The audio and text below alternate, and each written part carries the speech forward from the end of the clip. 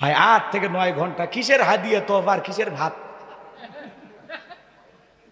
জান যায় পুলিশ নিয়ে এলাকার নেতা নিয়ে 12-13 জন আমার ড্রাইভার মিডিয়া সব বাইরে আমার নিয়ে আচ্ছা তারে যা মনে চাইছে অকাত্য ভাষায় মা বাবা তুলে গালি দিল। এত জুলুম আমাদের উপরে করেছিল, কথা বলে না কেন? শাইখ আহমদুল্লাহ হুজুরকে হুমকি দিয়েছিল থানায় ধরে নিয়ে এসে হাত পায়ে নখ তুলে নেবে। বুড়িসং থেকে বাংলাদেশের অনেক জেলা থেকে আমাকে হুমকি দিয়েছিল, তুমি এই বড় বড় কথা বলো, নেতাকে নিওয়াজ করো, খালি অমুক জেলায় এসো তোমার হাত পা কেটে নেব। তারপরে আমরা গেছি, দাওয়াত থামিনি, কথা বলেন ঠিক কিনা? এই জন্য ভাইয়ের আমার অনেক জুলুমের শিকার আমরা হয়েছি। যেই জেলার ওনার জন্ম সেই জেলা আমি গেছিলাম, বিশ্বাস করেন 1 টাকা হাদিয়া দেয়নি, শুধুমাত্র একটা পয়েন্টে ওরা ধরেছিল। কেন বললেন জালেম স্বৈরাচারদের পতন হবে? কেন বললেন? কেন বললেন? আমি নামও ধরিনি ভাই, খালি কইছি নমরুদ ফেরাউনের মতো জালেমদেরও পতন হবে। এই কথা বলার কারণে মসজিদের ভিতরে তুলে আমার থেকে কয় উল্টা আপনি টাকা দিয়ে যান। এই মনের কষ্টগুলো জমেছিল, বলতে পারি নাই, এখন একটু বলতেছি। এক সময় আলেমদের মাইক কেড়ে নিত, কথা বলতে দিত না। আসেন হাত দেন দেখি, কথা কয় না, কি দাম্ভিকতা, মাইক বন্ধ করে দিত। আলেমদের অকাত্য ভাষায় মঞ্চে গালি দিত। মেহেরপুরে এক জায়গায় আমি ওয়াজ করতে গেছিলাম, নেতাকে নিয়ে আলোচনা করেছিলাম, সূরা আহজাব থেকে তাফসীর করেছিলাম।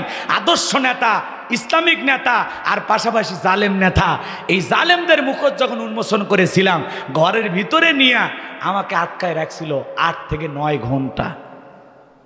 আর এসে খালি বললো হুজুর সব আজকে আমাদের বিরুদ্ধে। কোন আবু জেহেল, উতবা, সাইবা এগুলো কি বেঁচে আছে? ওরা কি বাংলাদেশে আসছিল? এদের কথা কৃষক বললেন। এখন আমি যদি আবু জেহেলের নাম নেই আর নেতা যদি মনে করে সেই আবু জেহেল মনে আমারে বানায় গেল, তাহলে বোঝা যাচ্ছে এ আবু জেহেলের ডুপ্লিকেট কপি, কথা কন ঠিক কিনা? আবু জেহেলের নাম নিলে তোমার জলে কে? ও তো একটা কাফের, নবীর দুশ্মন। তার সাথে তোমার কি সম্পর্ক? তোমার বাড়ি বাংলাদেশে, তুমি রাজনীতিকে একটা দল করো, হুজুর রাজনীতির ওয়াজ করছে, নেতার ওয়াজ করছে, তো তোমার সমস্যাটা কোথায়? তোমরা বলতে পারবো অমুকের আদর্শ তমুকের আদর্শ, আর হুজুরের বললে একটু লাগে না? তাহলে যাকাত ভিত্তিক অর্থনীতি চালু করে আলেমদের কাঁধে দায়িত্ব দেওয়া লাগবে। আলেমেরা কি করবে জানেন? এই দায়িত্ব পাওয়ার পরে তারা এই দেশের সমস্ত ধনীদের তালিকা করবে। কার তালিকা? সমস্ত ধনীদের তালিকা কইরা ধনীদের কাছে জায়গা, ধনীর ব্যাংকে কত টাকা আছে, বালিশের নিচে কত আছে, খাটের নিচে কত আছে, বইয়ের অ্যাকাউন্টে কত আছে, মেয়ের অ্যাকাউন্টে কত আছে, সব টাকা হিসাব নিকাশ কইরা ধনীকে বলবে আপনার যাকাত আসছে 2,99,12,500 টাকা দেন। ধনী দিতে চাইবে না, যাকাত আদায় করা লাগবে। এমনও ধনী আছে 1 কোটি টাকা যাকাত আছে, 5-10 লাখ টাকা যাকাত দিয়া নিজের 90 লাখ টাকা যাকাত নিজেই মারিয়া খায়। এমনও ধনী আছে 10 লাখ টাকা যাকাত 2-3 লাখ টাকা মানুষকে দিয়া নিজের 7 লাখ টাকা যাকাত নিজেই মারিয়া খায়। এদেশের অধিকাংশ ধনীরা হিসাব করে যাকাত দিতে চায় না। এই জন্য বাংলাদেশে যাকাত ভিত্তিক অর্থনীতি চালু করে ধনীদের তালিকা করে যাকাত আদায় করে যাকাত কালেকশন কইরা আবার গরিবদের তালিকা করে যাকাতের যে 8টা খাতের কথা আল্লাহ বলেছেন, এই খাতের আওতাভুক্ত যারা যারা হয় তাদের তালিকা করে যাকাত বন্টন করে যদি দেওয়া হয়, এইভাবে 10 বছর যাকাত আদায় করা আর যাকাত যদি বন্টন করা হয়, 10 বছর পরে বাংলাদেশে যাকাত খাওয়ার জন্য একজন গরিব মানুষও খুঁজে পাওয়া যাবে না। চিৎকার মেরে বলেন আল্লাহু আকবার। আপনার যাকাত আসছে 5 লাখ টাকা, 10 জন 20 জন 50 100 জনকে দিন না, এই ছেলেকে 1 লাখ টাকা দেন, দিয়ে একটা অটো ভ্যান কিনে দেন, এর ভাগ্যের উন্নতি হয়ে যাবে, ওর একটা কর্মস্থানের ব্যবস্থা হবে, ওর বেকারত্ব দূর হবে। কথা বলেন ঠিক কিনা? এই ছেলেটা বসে আছে, ওরে যাকাতের 1.5 লাখ টাকা দিয়া সোনারপাড়া বাজার একটা দোকান দিয়ে দেন, ও দোকানদারি করে ভাগ্যের চাকা ঘুরাবে। কথা বলেন। বিধবা মহিলার শাড়িতে কি লাভ?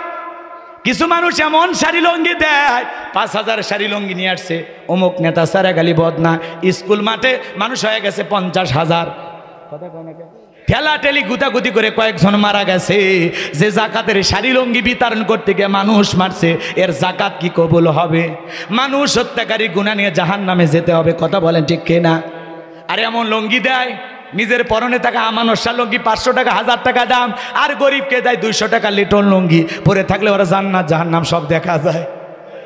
নিজের বউরে পরা 2000 5000 টাকা দামের শাড়ি, আর গরিব মহিলাকে দেয় 300 টাকা দামের শাড়ি। ধুয়ে দিলে শাড়ি না মশারি খুঁজে পাওয়া যায় না। এই বড় লোক, এই শাড়ি তোমার বউরে পরায়ও, এই শাড়ি তোমার মারে পরায়ও। কথা কম। এই শাড়ি তোমার মেয়েরে পরায়ও। পারবেন? পারবেন না। তাহলে ওই মহিলাকে ওই শাড়ি কেন দিচ্ছেন? তারও তো ইজ্জতের দাম আছে। কথা বলেন। এমন শাড়ি দেয় ধুয়ে দিলে শাড়ি না মশারি খুঁজে পাওয়া যায় না।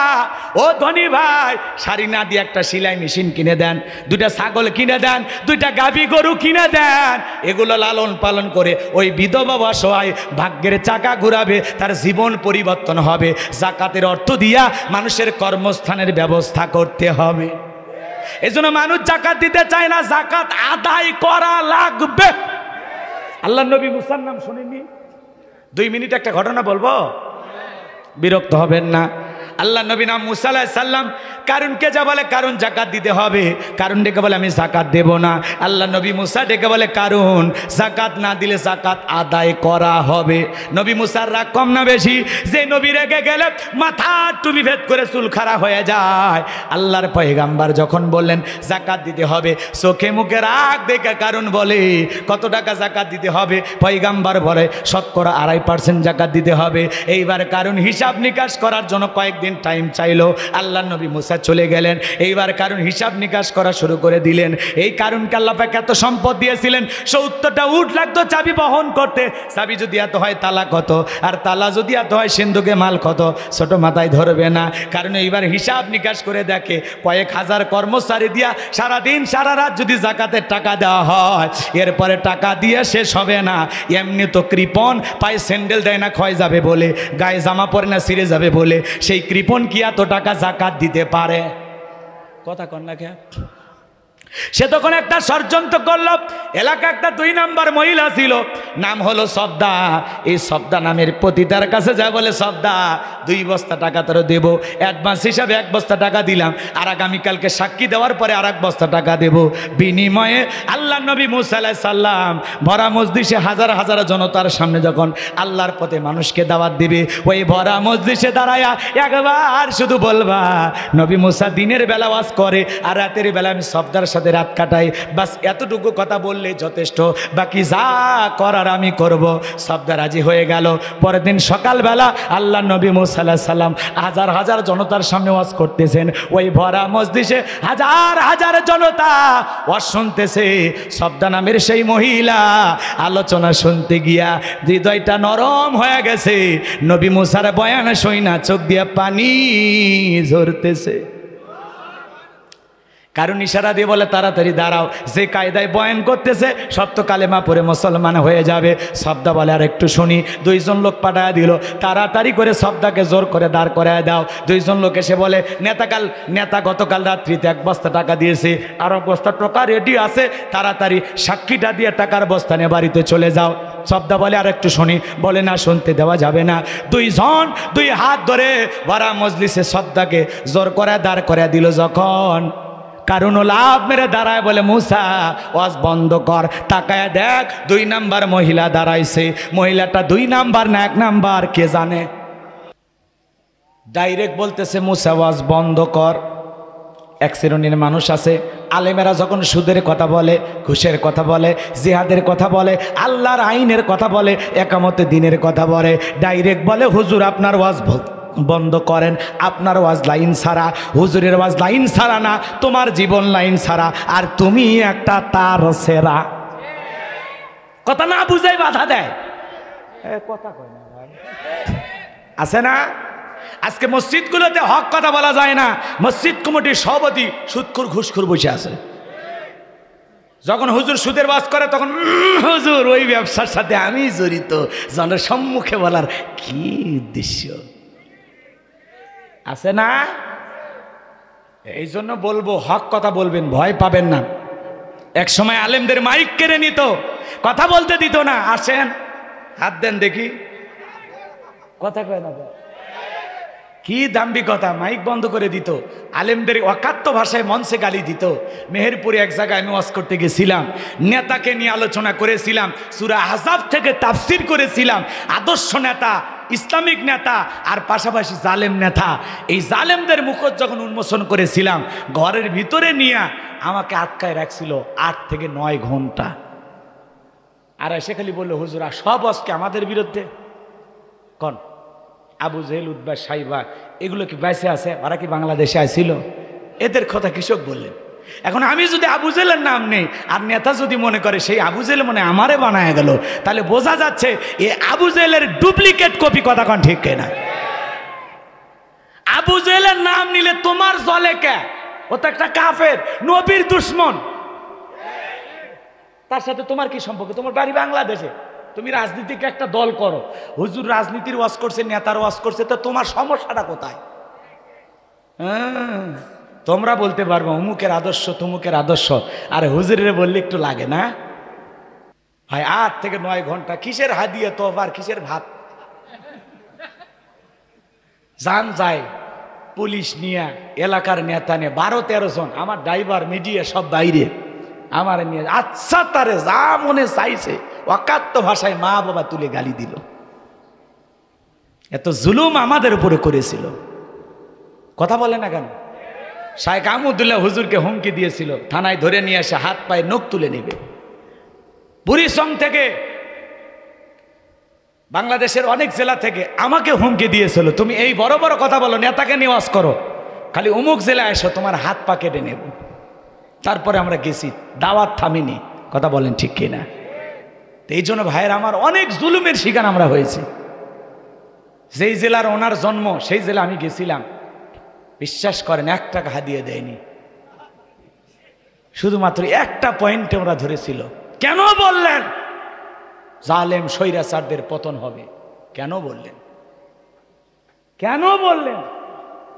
আমি নামও ধরিনি ভাই, খালি করছি নমরুদ ফেরাউনের মতো জালেমদেরও পতন হবে। এই কথা বলার কারণে মসজিদের ভিতরে তুলে আমার থেকে কয় উল্টা আপনি টাকা দিয়ে যান। এই মনের কষ্টগুলো জমেছিল, বলতে পারি নাই, এখন একটু বলতেছি। এখন যাওয়া লাগবে নাকি বলেন? 8-9 ঘন্টা বন্ধ করে রেখেছিল। এইভাবে আমাদেরকে বিভিন্ন মাহফিলে বাধা দিয়েছে। কথা বলেন না কেন? এখন কি আর সেই লোকগুলো আছে? আমরা বলবো আপনারা যারা আছেন বর্তমানে নেতৃত্ব দিবেন, ভবিষ্যতে নেতা হবেন, দয়া করে ওই চরিত্র যেন আপনাদের ভিতরে না আসে, তাহলে এক সময় আপনারাও লাঞ্ছিত হবেন। কথা সাবধানে বলা লাগে। কি ঠিক আছে? মাল ছেলেননি, গাই বাঁধাত খালি গাই থাকে না, আরো কিছু আছে। আমার ভাইয়েরা যে কথা বলতে চাচ্ছিলাম, গভীর মনোযোগ দিয়ে শোনেন। কারণ ডেকে বলে মুসা ওয়াজ বন্ধ কর। কথা কোন ঠিক কিনা? ভুলে গেছেন মনে হয়। আল্লাহ নবী মুসা অবাক হয়ে আছেন।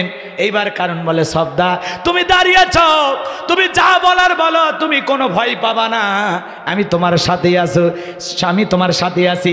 সবদা ডেকে বলে কারণ তুমি বসে পারো, আমি যেহেতু দাঁড়িয়েছি বলার জন্য আমাকেই বলতে দাও।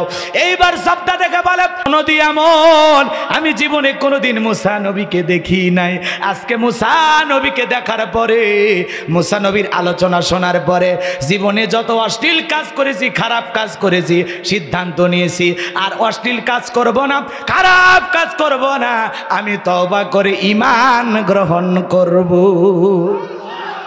আলেমদের ওয়াজ শুনে বেনামাজি নামাজি হয়ে যায়, সুদখোর ঘুষখোর ভালো হয়ে যায়, চোর ডাকাত পরিবর্তন হয়ে যায়, কত নেতার পরিবর্তন হয়েছে, কত যুবক দাড়ি কাটতো সেই যুবকটা আলেমদের ওয়াজ শুনে দাড়ি রাখে। কত মানুষ আমাদেরকে ফোন দিয়ে বলে হুজুর আপনার ওয়াজ শুনে জীবনটা পরিবর্তন হয়ে গেছে।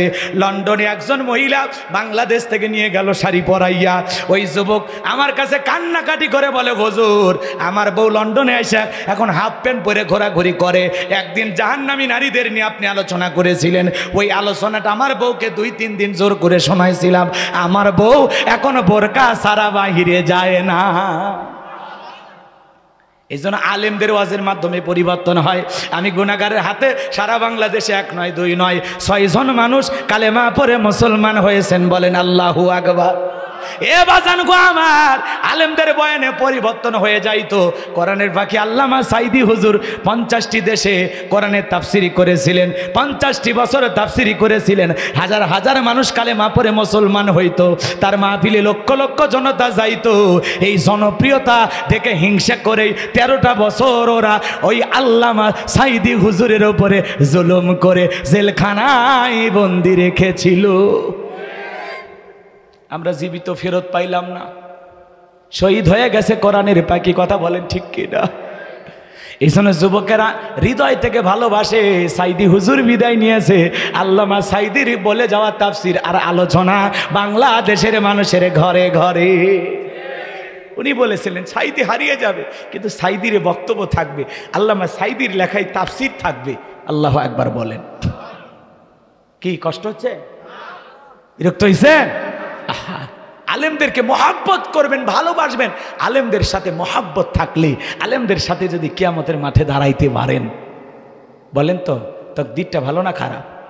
নাকি শাকিব খানের সাথে উঠবেন, পরিমণির সাথে? এরা আবার এদেরও ফলোয়ার। তাছাড়া আমি হুজুর, আমার ফেসবুক আইডিতে ফলোয়ার মাত্র 27,000, আর পরিমণির ফলোয়ার 1.5 কোটি। বাট আমরা কি করলাম? খালি গোলাম রব্বানি লিখবা আর একটা গোলাম রব্বানি যুক্তিবাদী লিখবা, এগুলো আমার ফেসবুক আর পেজ একটা আছে, একটু থাকো, সাথে থাকো। খালি শাকিব খান আর পরিমণির ফলোয়ার হয় না, কথা কয় না কে? কষ্ট হয়? বিরক্ত হইছেন? শব্দা ডেকে বলে আমি জীবনে কোনোদিন মুসা নবীকে দেখি নাই। আলোচনা শুনে জীবনে পরিবর্তন করার সিদ্ধান্ত নিয়েছি। আমি তওবা করে ঈমান গ্রহণ করব। সুবহানাল্লাহ বলেন। এইবার শব্দা বলতেছে, আপনারা যারা আমার কথা শুনতেছেন, এই কারণ কেন লাফালাফি করে আপনারা কি জানেন? এই কারণ গতকাল রাত্রিতে আমার বাড়িতে গিয়েছিল, আমারে 2 বস্তা টাকা দেবে বলে ওয়াদা করেছে। অ্যাডভান্স হিসেবে 1 বস্তা টাকা গতকাল রাত্রিতে দিয়েছিল। আজকে সাক্ষী দেওয়ার পরে আর 1 বস্তা টাকা দেবে। বিনিময়ে আমাকে এই সাক্ষী দিতে হবে মুসা নবী দিনের বেলা ওয়াজ করে আর রাতের বেলা আমি শব্দার সাথে রাত কাটাই। কিন্তু আপনাদেরকে সাক্ষী রেখে বলতেছি, মুসা নবীর চরিত্র ফুলের চাইতে পবিত্র। এই জন্য যাদেরকে টাকা দিয়া আলেমদের বিরুদ্ধে মিথ্যা মামলা সাজাইয়া জেলে পাঠাইছিল, সাক্ষী লিখেছিল, তারা এখন বলে হুজুরের বিরুদ্ধে আমি মিথ্যা সাক্ষী দিয়েছিলাম, হুজুর ধর্ষণকারী ছিল না। এই জন্য বাংলাদেশের কোনো আলেম ধর্ষণকারী হতে পারে? মিথ্যা তহমতে অপবাদ দেয়, ষড়যন্ত্র করে। কথাকে বোঝা যায়? বিরক্ত হবেন না বাজান গো আমার। যে কথা বলতে চাচ্ছিলাম গভীর মনোযোগ দিয়ে শুনবেন। এই জন্য আল্লাহ তাআলা যাদেরকে সম্পদ দিয়েছেন হিসাব করে করে বছরে একবার যাকাত দেবেন। কার ভয়ে? আল্লাহর ভয়ে। আল্লাহ সবাইকে যাকাত দেওয়ার তৌফিক দান করুন, জোরে বলুন আমিন। যাকাত ভিত্তিক অর্থনীতির মাধ্যমে দারিদ্র্যমুক্ত বাংলাদেশ গড়া সম্ভব, অভাব মুক্ত দেশ গড়া সম্ভব। কথা বলেন ঠিক কিনা? এই স্বপ্ন আমরা সবাই দেখি, কথা কন ঠিক কিনা? মুমিন বান্দার 4 নাম্বার গুণাবলী, ওয়াল্লাযীনা হুম লিফুরুজিহিম হাফিজুন। মুমিন বান্দার 4 নাম্বার গুণাবলী, নিজের যৌবনটাকে সংযত রাখা, নিজের যৌবনটাকে হেফাজত করা। মুমিনের যৌবন হোটেলে বিক্রি হবে না, পার্কে বিক্রি হবে না। মুমিন কোনোদিন অবৈধ সম্পর্কে লিপ্ত হতে পারে না, কারণ যৌবনকালের হিসাব নেবেন তিনি কে? আল্লাহ বৃদ্ধকালের হিসাব নেবেন না, আল্লাহ শিশুকালের হিসাব নেবেন না। বৃদ্ধকালের হিসাব আল্লাহ সহজ করে দেবেন, কিন্তু আল্লাহ তাআলা যৌবনকালের হিসাব নেবেন করায় করায় গন্ডায়। কথা কয় না কে? আল্লাহ তাআলা বলবেন এই যৌবনকালের এই শক্তি কোন কাজে ব্যয় করেছ, এই যৌবনকালে কিভাবে কি করেছ। আল্লাহ তাআলা সেই হিসাব কিয়ামতের ময়দানে নেবেন। 5টা প্রশ্নের উত্তর দেওয়া ছাড়া একটা মানুষ 1 কদম সামনে বেড়াইতে পারবে না। বলেন আল্লাহু আকবার। এই জন্য কিয়ামতের ময়দানে আল্লাহ জবাব নেবে যৌবনকালে কি করেছো। এই জন্য যৌবনকালে যুবক আমরা গুনাহ করতে ভালোবাসি, শয়তানের ওয়াসওয়াসায় পড়ে আমোদ প্রমোদ করতে ভালোবাসি, আর যৌবনকালের ইবাদত আমার আল্লাহ ভালোবাসেন। এই জন্য যৌবনকালে ইবাদত করা লাগবে। যৌবনকালে লম্বা সময় রুকু করা যায়, লম্বা সময় সিজদা দেওয়া যায়, লম্বা সময় রুকুতে থাকা যায়। বৃদ্ধকালে লম্বা সময় রুকুতে থাকলে মনে হয় পড়ে যাব, বেশি সময় সিজদা দেখলে মানে দম আটকে আসবে। কথা বলে বেশিক্ষণ দাঁড়ায় থাকা যায় না, কোমর লেগে যায়। কথা কেন মাজাগুলো লেগে যায়। বৃদ্ধ মানুষ শীতের রাত একজন মুরব্বীকে যদি বলেন চাচা 2000 টাকা দিয়ে পুকুর থেকে একটু গোসল করে উঠে আসেন, মুরব্বী চাচা বলবে ভাতিজা গোসল করে কি 2000 টাকা নেওয়ার মতো অবস্থা থাকবে? মাঘ মাস আর পৌষ মাস ওই সময়, বোঝেননি? কিন্তু একজন যুবককে যদি বলা হয় যুবক 2000 টাকা দেওয়া লাগবে, দেব 2000 টাকা, পুকুর থেকে একটু গোসল করো, বলে হুজুর কাপড় খুলছি টাকা বাই করেন। কারণ একটা পাওয়ার আছে, শরীরে একটা দম আছে, স্পিরিট আছে, কথা কয় না, রক্তের গরম আছে। এই জন্য যুবক বয়সে ইবাদত করা লাগবে, যৌবনকাল আল্লাহর পথে খরচ করা লাগবে। এই জন্য যুবক রে, এই যৌবনকালে আমরা গুনাহ করব না, যৌবনকালে ইবাদত করব কার? হযরত আলী রাদিয়াল্লাহু তাআলা বলেন তোমরা যৌবনকালে গুনাহ করো, একদিন তোমাদের যৌবন থাকবে না, আমলনামায় গুনাহ ঠিকই লেখা থাকবে। কথা কয় না কেন? ওই যে মুরব্বী চাচা 70 বছর বয়স হয়ে গেছে, বলেন তো চাচা জীবনে আর কিছু ভালো লাগে? এখন চাচা বলে আজরাইল কেন আসে না? চাচা আজরাইল খুঁজতেছে, কিন্তু যুবক ও বলতেছে না এখনই মর্ম, কেবল খুঁজতেছি, 5টা লাইনে রাখছি, এর মধ্যে যেটা চয়েস হবে হলে হলো, না হলে আবার নতুন করে আব্বা আম্মাকে দিয়ে দেখামো। কথা কয় না। যুবক বয়সে তোমরা যারা গুনাহ করতেছো, যুবক মনে করতেছো জঙ্গলে কেউ দেখে না, জঙ্গল প্রেম করার জন্য মঙ্গল, জঙ্গলে কেউ না দেখলে একজন দেখেন, তিনি কে? কি মনে করো যুবক? রাত 3টার দিকে উত্তর পাড়া ওই যে শেফালি দরজায় গেলা, গল্প করলা, মনে নাই? ওই যে জানালা দিয়ে, ওই যে কলা বাগানের ওই পাশে, ওই যে ওই সাইডে, মনে আছে সেদিনের কথা? ওই ভিডিও ফেরেশতারা করে রেখেছে। মুরব্বী চাচা যারা আছেন ভাবতেছেন যুবকদের কথা বলতেছে, এক সময় আপনিও যুবক ছিলেন চাচা, সারে কান্দিতে যায়া নৌকা ভাড়া কইরা ওই যে চরের ভিতর কাশফুলের ওই সাইডে, মনে আছে সেই দিনের কথা? চাচা গো আপনারও ভিডিও ফেরেশতারা করে রাখছে। এজন্য যুবক রে, যৌবনকালে কার হাত ধরে পার্কে ঘুরতেছো? এ কথা কম। পহেলা বৈশাখে কার ওন্না ধরে টান দিয়েছিল মনে আছে? ওই যে 14ই ফেব্রুয়ারিতে ভালোবাসার গোলাপ ফুল নিয়ে যা আই লাভ ইউ বলে কিস ডে পালন করেছিলে যুবক রে, সেই দিনের ভিডিও আল্লাহর ফেরেশতারা করে রেখেছে। অনেকে মজা করতেছে মনে হয়, এগুলো মজা না, এগুলো ওয়াজ। তুমি যুবক বয়সে কি করতেছো? কোথায় দাঁড়া করতেছো? কি মনে করো সাক্ষী নাই? আল্লাহর ওয়াডিও আছে, ভিডিও আছে, আপনার কিতাব থাকবে। আল্লাহ বলবে ইকরা কিতাবাকা, তোমার কিতাব আজকে তুমি পড়ো, তোমার হিসাব দেওয়ার জন্য তুমি যথেষ্ট। মানুষ হাতে নিবে হাল বলবে, আফসোস করে বলবে। কথা কি বোঝেন নাই? যেটা কি আশ্চর্যজনক কিতাব, লা ইগাদিরু সগীরাতাও ওয়ালা কাবীরাতাও, এখানে ছোট কথা বাদ যায় না, বড় কথা বাদ যায় না। আমি যে রাত 2টার দিকে ওই যে কর্নারে যায় এই যে এইটা করছিলাম, কেমনে নিজের আমলনামা দেখে নিজে আশ্চর্য হয়ে যাবে, আর আল্লাহকে বলবে আল্লাহ এগুলো ফেরেশতারা বাড়তি করে লিখেছে, এটা আমার না, অন্য কারো। কারণ দুনিয়া 2 নাম্বারই করে আখেরাতে 2 নাম্বার ধান্দাবাজি করা চিন্তা থাকবে। আল্লাহ তখন বলবে বুঝতে পারতি তোর জন্ম বাংলাদেশে, তুই যে কয় নাম্বার সিটা ডুপ্লিকেট আমার জানা আছে। ফেরেশতাদেরকে বলবার জবান বন্ধ, আল ইয়াউমা নাখতিমু আলা আফওয়াহিহিম ওয়া তুকাল্লিমুনা আইদিহিম ওয়া তাশহাদু আরজুলুহুম বিমা কানু ইয়াকসিবুন। আপনার হাত পা অঙ্গ প্রত্যঙ্গ যা আছে সব সাক্ষী দেবে। এই হাত দিয়ে কি করেছেন? বইয়ের হাত ধরেছেন না ভাবির? সাক্ষী দেবে। কথা কয় না? জীবনে কোনোদিন বউকে 1 লোকমা খাবার তুলে খাওয়াইলো না।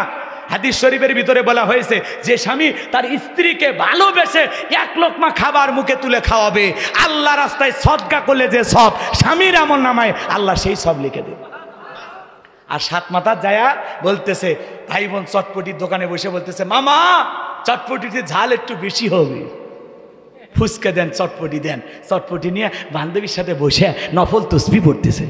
মেয়ে বলতেছে তুমি খাও, ছেলে বলতেছে না তুমি খাও, লেডিস ফার্স্ট। কথা কয় না। মেয়েটা তখন বলতেছে তুমি যেহেতু বিল দিবা তোমার হাত দিয়ে শুরু করি। ছেলে বলতেছে কলিজায় লাগছে রে, কথা কয় না কেন। এইবার ছেলে নিজের হাতে ফুসকা তুলে বান্ধবীর মুখে তুলে খাওয়াইছে। নিঃসন্দেহে আমল নামায় কয়েক হাজার নেকি লেখা হয়েছে।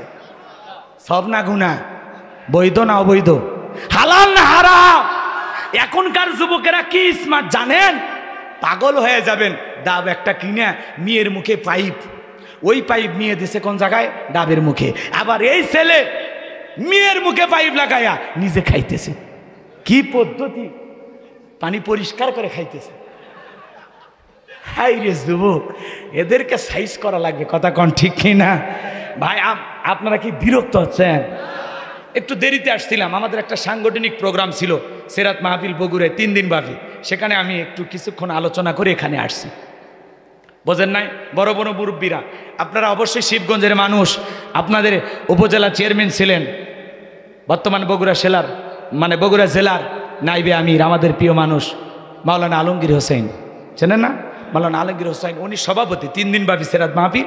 ওখানে কথা বলে আমি এই জায়গায় একটু আসছি, এই জন্য হয়তো কয়েক মিনিট দেরি হয়েছে, কষ্ট। কিন্তু এই দিক খেয়াল করেন, এখন খুশি হয়েছেন না আপনারা? আরো যদি আধা ঘন্টা চলে, চলবে নাকি? কারা কারা দেখি শক্তি আছে? লিল্লাহি তাকবীর। যাক বাবা, সাহস আছে, কিন্তু আমি বেশিক্ষণ চালাবো না, আমার কন্টিনিউ প্রোগ্রাম। গতকালকে ঢাকা নারায়ণগঞ্জ থেকে আসছি, এই জন্য অল্প কিছু সময় কথা বলে যাই। যুবকদেরকে সাইজ করা লাগবে, কারণ যুবকেরা যদি ইসলাম বোঝে আর কিচ্ছু লাগবে না। মুরব্বীদের দোয়া আর যুবকেরা সামনে এগিয়ে যাবে, বাস ইসলাম কায়েম হয়ে যাবে। খালি চাচা আছেন তো, ভয় পান না? টিয়ার সেলের ঝাঁঝানি খাইছি আমরা আন্দোলন করতে গিয়া। কত ছেলে বুলেট ঝাঁঝরা হয়েছে, 1500 কতজন মানুষ জীবন দিছে এই আন্দোলনে। এ কথা কন না কেন? তারপরে একটা স্বাধীন বাংলাদেশ পাইছেন, পান নাই? এখন ভাল লাগে না? আরো ভালো লাগবে। খালি একটা সরকার পদ্ধতি চালু হলে, বোঝেননি? যারা আছে এরা তো অন্তর্বর্তীকালীন সরকার, এনাদেরকে নিয়ে অনেক আলোচনা সমালোচনা আছে। একবার বলে ইলিশ পাঠাবো না, আবার ইলিশ পাঠায়, এগুলো নিয়ে সমালোচনা আছে। এটা কূটনীতিক বিষয়, আমরা অতটা বুঝি না। আবার ওই ভারতের একটা রিপাবলিক বাংলার একটা সাংবাদিক আছে, এই তো মলম পার্টি। ওই যে একজন সাংবাদিক দেখছেন না, রিপাবলিক বাংলা, এই যে দেখেন বাংলাদেশে কি হচ্ছে, এই যে এই পাশে দেখেন, এই যে এই মাত্র দেখেন মন্দিরে আগুন লাগছে, এই যে দেখেন বাড়ি ঘর পোড়ায় দেওয়া হচ্ছে। এর মনে কথা কন না কে? হ্যাঁ, এরে বাংলাদেশের যুবকেরা টল করে বলতেছে এটা মলম পার্টি। বাংলাদেশের একটা সুপার এডিটর আছে, 8-এর মায়ের বাপ, নাম হলো স্বপন আহমেদ, কথা কন না খেয়ে। ও দেখলাম গতকালকে এক ভিডিওতে এই ব্যক্তি বলতেছে, এই যে দেখেন বাংলাদেশ ইলিশ পাঠাবে না, ইলিশ পাঠাবে না। কি ডক্টর ইউনূস সাহেব, তোমার ইলিশ লাগবে না, বাংলাদেশের ইলিশ লাগবে না, বুড়িগঙ্গার ইলিশ খাবো, ডায়মন্ডের ইলিশ খাবো। কেন? আবার যে 3000 টন পাঠাইলাম দাদা, ভুলে গেলেন? এ কথা কয় না। এজন্য বাংলাদেশের বিরুদ্ধে বিষাদগার গাবেন না, উল্টা পাল্টা বিভ্রান্তিকর তত্ত্ব ছড়াবেন না। ঘরের ভিতরে মোমবাতি নিয়ে কয়েকটা একটু মন্দিরে আগুন লাগাইছে ঘরের ভিতর, সেই ভিডিও ওরা প্রচার করে। পরে তথ্য নিয়ে দেখা যায় যে ও নিজের ঘরে আগুন লাগায়া একটু আতঙ্ক ছড়াইতে চায়। বাংলাদেশে অমুসলিমেরা নিরাপদে থাকবে, কথা কয় না কেন? ডিমের ভিতরে কুসুম যতটা নিরাপদ, মায়ের কোলে শিশু যেমন নিরাপদ। অমুসলিমেরা মুসলমান যেই জনপদে বসবাস করবে তার চাইতে বেশি নিরাপত্তা নিয়ে বসবাস করবে। তারা দুর্গা পূজা করবে, যা মনে চায় তাদের ধর্ম তারা পালন করবে, আমাদের কোনো আপত্তি নাই। লা ইকরাহা ফিদ্দিন, ধর্ম নিয়ে কোনো বাড়াবাড়ি নাই, কোনো জবরদস্তি নাই। কথা বলেন ঠিক কিনা? আমরা কখনো করি না। এদেশে পাশেই মসজিদ, পাশেই মন্দির, আমাদের কোনো অসুবিধা নাই।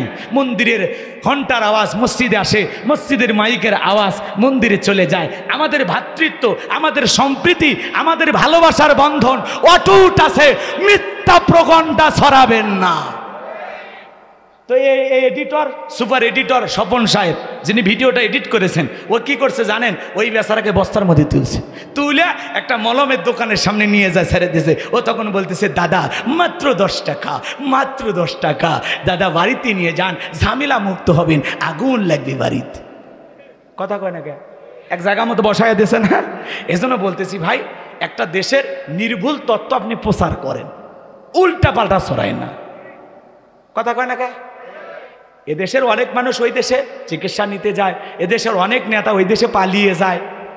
আছে মোহাব্বত আছে আপনাদের, বুঝি তো কথা কয় না, বুঝি না। তা আমরা তো শত্রু চোখে দেখি না, কিন্তু আপনাদেরকে বন্ধু ভাবলেও আপনারা কখনো বাংলাদেশের জনগণকে বন্ধু মনে করেন? তাছাড়া আমরা হুজুরের ওয়াজ করতে গেলে কত টেনশন, কয় ধর্ম প্রচার করতে আসছে, কেন ভয়? ওই দেশে তো 45 লাখেরও না 45 কোটিরও বেশি মুসলমান বসবাস করে। আমি ভারতের প্রায় 12টা জেলা সফর করেছি, অসংখ্য মাহফিলে গেছি, কয়েক বছর ধরে আর যেতে দেয় না, ঝামেলা করে। তো বলছি দাদার পাওয়ার কমে গেলে যাব না, কথা কয় না, কষ্ট হচ্ছে আপনাদের। এই জন্য ভাইয়ের আমার, এই দেশের বিরুদ্ধে মিথ্যা প্রচার করবে, আমরা এটা মেনে নেব। আবার ওই দেশে নবীর বিরুদ্ধে কথা বলার কারণে দেখেন ওই দেশের কোটি কোটি মুসলিমেরা রাজপথে আন্দোলন করতেছে। নবী বিদ্বেষী, নবীর সেই দুশ্মনের ফাঁসি আমরা দেখতে চাই। নবীজির অপমানে যদি না কাঁদে তোমার মন, মুসলিম নয় তুমি মুনাফিক, নবীজির দুশ্মন। যুবক মনে থাকবে, তোমাদের রক্তের উপরে ইসলাম প্রতিষ্ঠিত হবে একদিন ইনশাআল্লাহ। তোমাদের রক্ত ইসলামের জন্য দিতে রাজি আছো তো ইনশাআল্লাহ? কোন কোন যুবক তোমার জীবন যৌবন ইসলামের জন্য খরচ করবা? 2 হাত তুলে দেখাও, লিল্লাহি তাকবীর। তাহলে এই যৌবনকালের সময় আমরা কার ইবাদতে কাটাবো? বেশি বেশি করে ইবাদত করব তো ইনশাআল্লাহ। অনেক আলোচনা আছে, আর এদিক সেদিক করব না। 5 আর 6 নাম্বার গুণাবলী, ওয়াল্লাযীনা হুম লিআমানাতিহিম ওয়া আদিহিম রাউন। 5 নাম্বার গুণাবলী আমানত রক্ষা করা। এ জীবন আমানত, ছেলে মেয়ে আমানত, স্ত্রী সন্তান আমানত, ওস্তাদের কাছে ছাত্র ছাত্রী আমানত, ইমামের কাছে মুসল্লি আমানত, বক্তার কাছে শ্রোতারা আমানত। এজন্য ভাইয়ের আমার, আমানত রক্ষা করতে হবে, আমানতের খিয়ানত করা যাবে। 6 নাম্বার ওয়াদা প্রতিশ্রুতি রক্ষা করা। মুমিন মুখে যা বলবে, অন্তরে তা বিশ্বাস করবে, কাজে তা বাস্তবায়ন করবে। মুমিন কোনোদিন প্রতিশ্রুতি ভঙ্গকারী হতে পারে? ওই মাইক ধরে হ্যান করবো ত্যান করবো নানান ওয়াদা দেয়, কিন্তু বাস্তবে পালন করে না। এমন ফাঁকা বলি আর নেতাদের কণ্ঠে আমরা শুনতে চাই। খেলা হবে বলে মাঠ ফাঁকা করে ফেলে যায়, এদের বক্তব্য আমরা আর শুনতে চাই। যা বলবেন সত্য বলবেন। 7 নাম্বার ওয়াল্লাযীনা হুম আলা সালাওয়াতিহিম ইউহাফিজুন। মুমিন বান্দার 7 নাম্বার গুণাবলী, যারা নিজেদের সালাত যত্ন সহকারে আদায় করে, আল্লাহ তাআলাকে রাজি খুশি করার জন্য আদায় করে। যে ব্যক্তি আসরের নামাজ পড়ে মাগরিব পর্যন্ত মসজিদে মনটা টাঙানো থাকে, মাগরিব পরে এশা পর্যন্ত মসজিদে মনটা টাঙানো থাকে, একাই শুধু নামাজ পড়ে না, স্ত্রী সন্তানদেরকে নিয়েও নামাজ আদায় করে। আল্লাহ সূরা তাহরিমে বলেছেন, হে ঈমানদারগণ, নিজেরাও জাহান্নামের আগুন থেকে বাঁচো, তোমার আহাল পরিবার পরিজন যারা আছে তাদেরকেও জাহান্নামের আগুন থেকে বাঁচানোর চেষ্টা করো। একটা পরিবারে 4 জন সদস্য, সবাই যদি নামাজ পড়ে ভালো লাগে না খারাপ লাগে? পৃথিবীর সফল বাবা তারা, যে বাবা নিজের ছেলের হাত ধরে মসজিদে নিয়ে গেছে, ছোট ছোট বাচ্চাদেরকে মসজিদে নিয়ে যাবেন। মুরব্বী যারা আছে, ছোট বাচ্চা দেখলে ধমক দিবেন না, ভালো ব্যবহার করবেন। ছোট্ট বাচ্চা মসজিদে গেলে ট্যাপের পানি নষ্ট করে, কাতারের ফাঁক দিয়ে দৌড়ঝাঁপ করে, একটু গল্প গুজব করে, দাড়ি ধরে টান মারে। ছোট্ট বাচ্চা, তার স্বভাব একটু দুষ্টমি করা। ছোট 8-10 বছরের বাচ্চা দুষ্টমি করবে, এটাই স্বাভাবিক। ছোট্ট বাচ্চা দুষ্টমি করবে না। আপনি কি 70 বছরের মুরব্বী লাফালাফি করবেন? আপনি লাফালাফি করলে আপনার শরীরের সব ঠিক থাকবে? তো এই জন্য ছোটো বাচ্চা মসজিদে গেলে অনেক জায়গায় ধমক দেয়, এটা থেকে বিরত থাকতে হবে। ছোট বাচ্চাদেরকে বুকে টানতে হবে। আজকের শিশু আগামীর বাংলাদেশ। ছোট ছোট বাচ্চারা যদি মসজিদমুখী হয়ে যায়, আপনি মারা যাবেন, ভবিষ্যতে এই বাচ্চারা মসজিদ আবাদকারী হবে। কথা বলে ঠিক কিনা? আমাদের ভবিষ্যৎ প্রজন্ম নামাজি হোক। আপনারা চান তো? আপনারা বিরক্ত হচ্ছেন না? আর কত চালানো যাবে না। এদিক খেয়াল করেন, পরিবারের সবাইকে নামাজি বানাবেন তো ইনশাল্লাহ? নামাজি বানাবেন তো ইনশাল্লাহ? এই 7টা গুণাবলী যদি অর্জন করতে পারেন, উলাইকা হুমুল ওয়ারিসুন আল্লাযীনা ইয়ারিসুনাল ফিরদাউস হুম ফিহা খালিদুন। আল্লাহ বলেন তারা উত্তরাধিকারী হবেন জান্নাতুল ফিরদাউসের, সেখানে তারা চিরকাল বসবাস করবেন। আল্লাহ কোনোদিন জান্নাত থেকে বের করে দেবেন না। চিৎকার মেরে বলুন সুবহানাল্লাহ। এই 7টা গুণাবলী বাস্তব জীবনে কারা কারা আমল করবেন? হাত তুলে আল্লাহকে দেখান শেষবারের মতো। 1 নাম্বার, আল্লাহর ভয় নিয়ে নম্রতার সহিত বিনয়ের সহিত সেজদা দেব, 5 ওয়াক্ত নামাজ পড়ব। 2 নাম্বার, অনার্থক কথা বলবো না, অনার্থক কাজ করব না, অনার্থক জিনিস শুনবো না।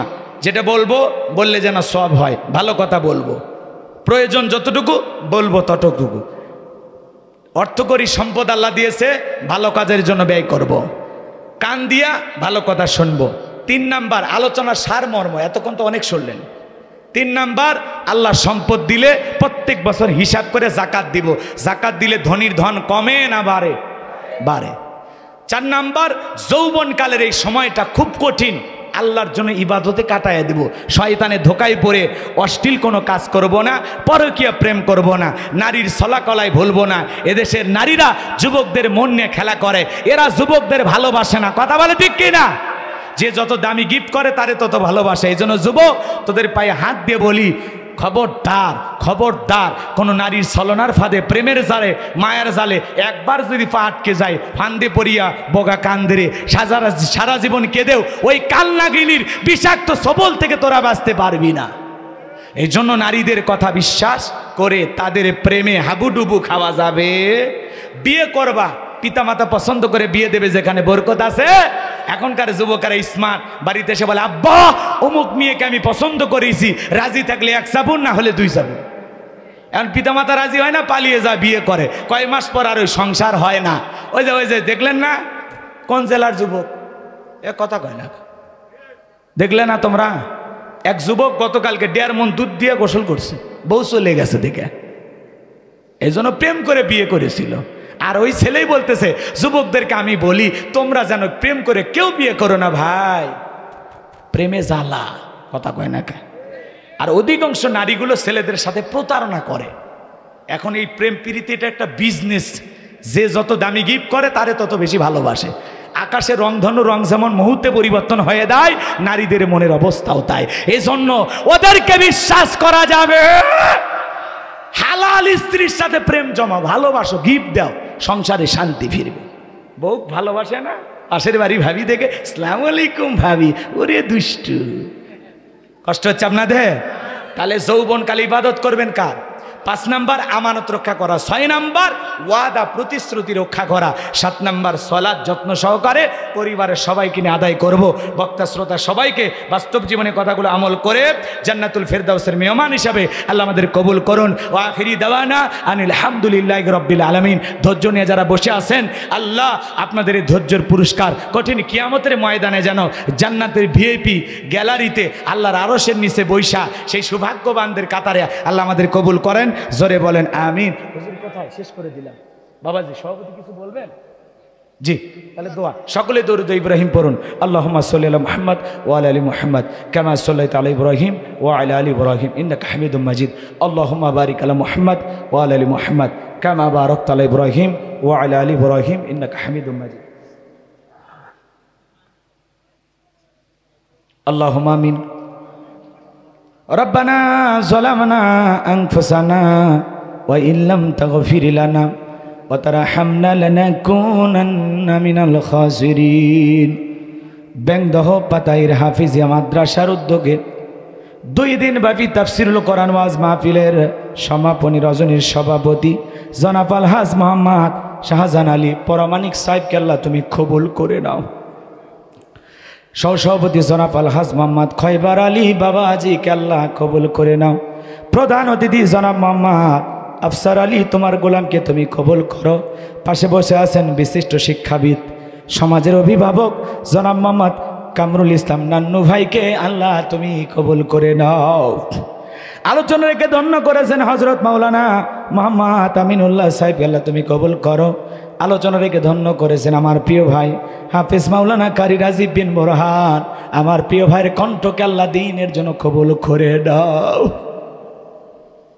আজকের মাহফিলের বিশেষ অতিথি, সম্মানিত অতিথিবৃন্দ হিসাবে যত মানুষের নামাজ আল্লাহ কবুল করো।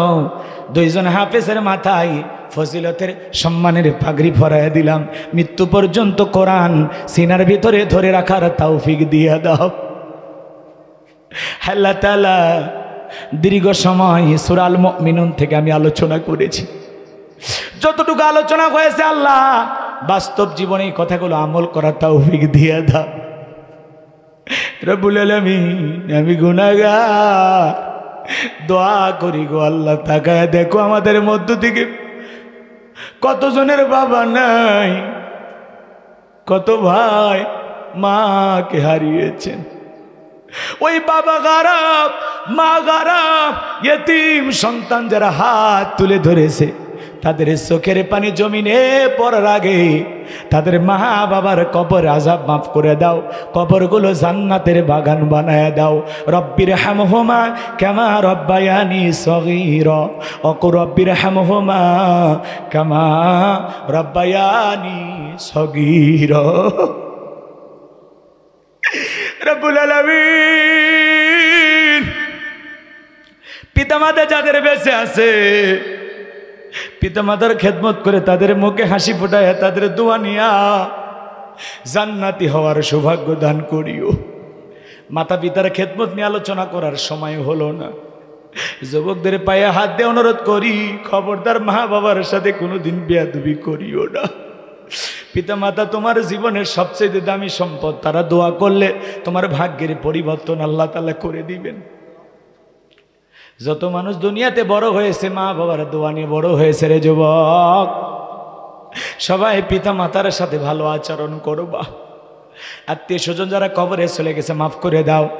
এই গ্রামের আশেপাশে বাসার যারা পুকুর পাড়ে যত কবরস্থান আছে আল্লাহ সমস্ত কবরবাসীর কবর আযাব মাফ করে দাও, কবরগুলো জান্নাতের বাগান বানায় দাও রব্বুল আলামিন।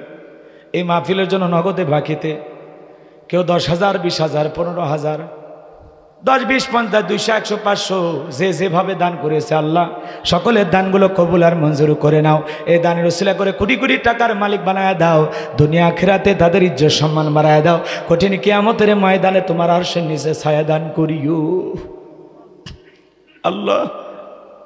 আজকের মাহফিল বাস্তবায়ন করতে গিয়ে যারা অক্লান্ত পরিশ্রম করেছেন আমার কলিজার টুকরা যুবকেরা, তাদের ইমান খালিদ বিন ওয়ালিদের মতো বানায় দাও, আমিরে হামজার মতো বানায় দাও।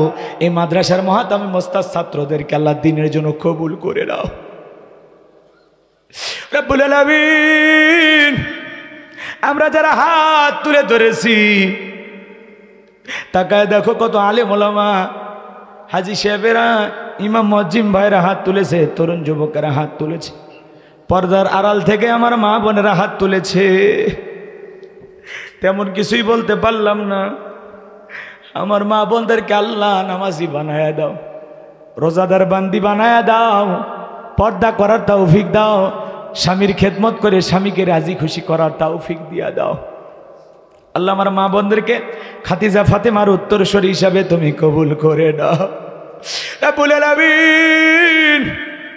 এই গভীর নিশিতে আমি গুনাহগার দোয়া করি আল্লাহ, আমাদের মধ্য থেকে যার হাত দোকানা পছন্দ হয় সে হাতের বদলতে আজকের দোয়াকে কবুল আর মঞ্জুর করে নাও আল্লাহ। ওই কঠিন ভয়ঙ্কর জাহান্নামের আগুন থেকে আমাদের মুক্তি দাও। রব্বানা সরিফান্না আযাবা জাহান্নাম ইন্না আযাবাহা কানা গরামা। রব্বানা আতিনা ফিদ দুনিয়া হাসানাতাও ওয়া ফিল আখিরাতি হাসানাতাও ওয়া কিনা আযাবান নার। আল্লাহ আমাদের সবাইকে মাফ করে দাও। জিন্দেগিতে কত গুনাহ করেছে আল্লাহ, দিনের আলোতে রাতের আধারে গোপনে প্রকাশে আমাদের সকলের তামাম জিন্দেগির গুনাহগুলো মাফ করে দাও। আমি ছাড়া তোমার বান্দার অভাব নাই, তুমি ছাড়া আমাদের আর কোনো আল্লাহ নাই। আমাদের সকলের তামাম জিন্দেগির গুনাহগুলো মাফ করে দাও। দিও না মালিক, ফিরায় দিলে আমরা কই যাব? আগামী বছর বড় কোনো আলেম নিয়ে এসে মাঠে কোরআনের তাফসীর মাহফিলের আয়োজন করা তৌফিক দিয়া দাও। স্থানীয় নেতৃবৃন্দ যারা আছেন আল্লাহ সঠিক বুঝ দিয়া দাও। ইসলামের পথে আমাদের সবাইকে চলার তৌফিক দিয়া দাও। সবাইকে ইসলামী আন্দোলনের কর্মী হিসেবে কবুল করে নাও। আমার সাদিক ভাই, হারুন ভাই, আব্দুর রহিম ভাইকে আল্লাহ কবুল করো। মিডিয়ার ভাইরা যারা আলোচনা রেকর্ড করেছে সঠিকভাবে কথাগুলো প্রচার করার তৌফিক দান। যারা ভুলভাল থাম্বেল ব্যবহার করে আল্লাহ তাদের হেদায়েত দান করেন। হে আল্লাহ তাআলা এ দেশকে ইসলামের জন্য কবুল করে নাও। ফিলিস্তিনের মুসলমানদের বিজয় দান করো। তামাম পৃথিবীর নির্যাতিত মাজলুম অসহায় মুসলমানদের হেফাজত করো। বাংলাদেশের মসজিদ মাদ্রাসা হক্কানি উলামা ইকরামদের কবুল করো। কোরআনের রাজ কায়েম হয়েছে, ইসলামী সমাজ ব্যবস্থা কায়েম হয়েছে, এমন দৃশ্য জীবনে একটাবার দেখার সুযোগ করে দাও। আল্লাহর কোরআনটা দিয়া এই দেশটা চললে কেমন দেখা যায় একটাবার দেখার সুযোগ করে দাও। আল্লাহ এই দেশকে ইসলামের জন্য কবুল করো, এ দেশের ওপর খাস রহমত বরকত নাজিল করো। দেশি বিদেশি সকল ষড়যন্ত্রের হাত থেকে আমাদের প্রিয় মাতৃভূমি এই ৫৬,০০০ বর্গ মাইলের বাংলাদেশকে আল্লাহ রক্ষা করো। আল্লাহ এই দেশকে হেফাজত করো, এদেশের প্রশাসনের ভাইদেরকে সঠিকভাবে দায়িত্ব পালন করা তৌফিক দাও। স্থানীয় সমস্ত মানুষদেরকে কবুল করে নাও। দূর দূরান্ত থেকে গাড়ি ভাড়া করে কষ্ট করে যারা আলোচনা শোনার জন্য এসেছে, আল্লাহ সবাইকে নিরাপদে বাড়ি পর্যন্ত পৌঁছার তৌফিক দান করুন। সবাইকে আপনার রহমতের চাদরে আবৃত করুন। জীবনে কোনোদিন এলাকাবাসীর সাথে যদি আর দেখা না হয়, আল্লাহ এই মুখগুলো জান্নাতের সিঁড়িতে পরিচয় করে দিও। আল্লাহ আমার মাদ্রাসাকে কবুল করে নাও। পাশাপাশি মসজিদ কবরস্থান বানানোর স্বপ্ন দেখেছি, আল্লাহ এই স্বপ্নগুলো পূরণ করে দিও। সুবহান রাব্বিকা রাব্বিল ইজ্জাতি আম্মা ইয়াসিফুন ওয়া সালামুন আলাল মুরসালিন ওয়ালহামদুলিল্লাহি রাব্বিল আলামিন। জীবনে একটাবার সোনার মক্কা মদিনায় কবুল করে নিও। যে মাসে মরণ দিবা মাসটা যেন রমজান মাস হয়, যে দিনে মরণ দিবা দিনটা যেন জুমার দিন হয়। নামাজের সিজদারত অবস্থায় মৃত্যু দিও, কোরআন পড়তে পড়তে মৃত্যু দিও। ইসলামকে প্রতিষ্ঠিত করার জন্য রাজপথে জীবনটা বিলানোর তৌফিক দিয়ে দিও। যখন মৃত্যুর সময় উপস্থিত হয়ে যাবে, জীবনের শেষ বাক্য দয়ার নবীকে দেখতে দেখতে আমাদের জবানে জারি করে দিও, লা ইলাহা ইল্লাল্লাহু মুহাম্মাদুর রাসূলুল্লাহ সাল্লাল্লাহু আলাইহি ওয়াসাল্লাম।